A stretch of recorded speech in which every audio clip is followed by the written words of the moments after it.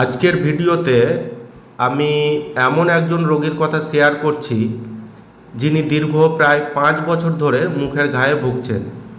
দীর্ঘদিনের এই সমস্যার কারণে তিনি অনেক কষ্ট পাচ্ছেন এবং বর্তমানে ঠিকমতো খাবারও খেতে পারছেন না।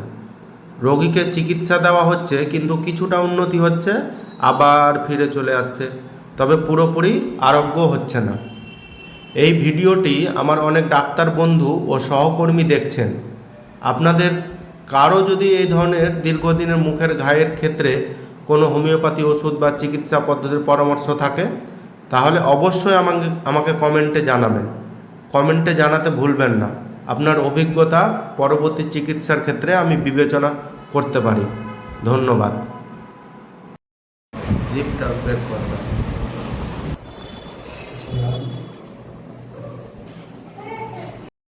জিপটা ব্রেক করবেন।